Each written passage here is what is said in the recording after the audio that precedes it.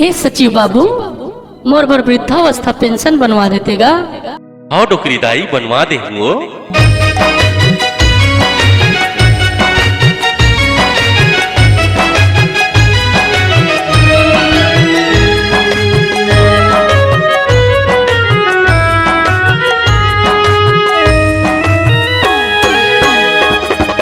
डोकरी दाई तोर बर बना दे हूँ पेंशन, धन करते चिंता दाई धन ले वो टेंशन।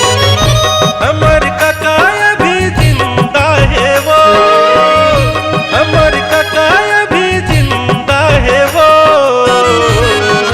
बाकी सब खा पी के उस निंदा है वो, बाकी सब खा पी के उस निंदा है वो।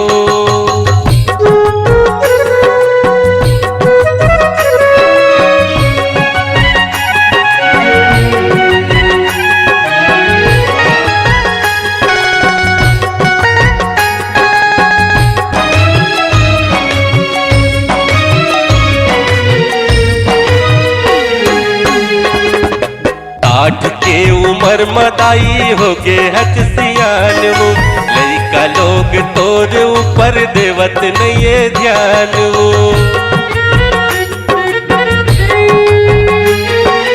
आठ के उम्र मदाई हो गे हच सियान वो, लड़का लोग तोर ऊपर देवत नहीं ध्यान वो। हमर काका अभी जिंदा है वो, हमर काका अभी जिंदा है वो, बाकी सब खा पी के उस निंदा है वो, बाकी सब खा पी के उस निंदा है वो।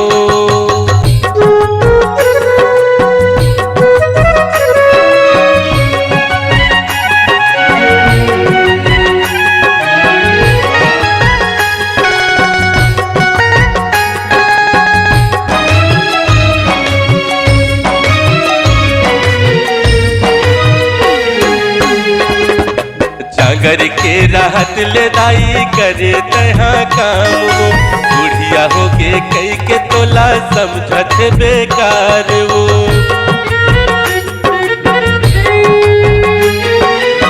घर के राहत ले दाई करे तहाँ काम वो, डोकरी हो के कई के तोला समझत बेकार वो।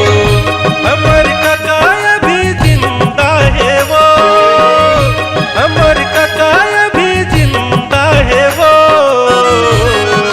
बाकी सब खा पी के उस निंदा है वो, बाकी सब खा पी के उस निंदा है वो।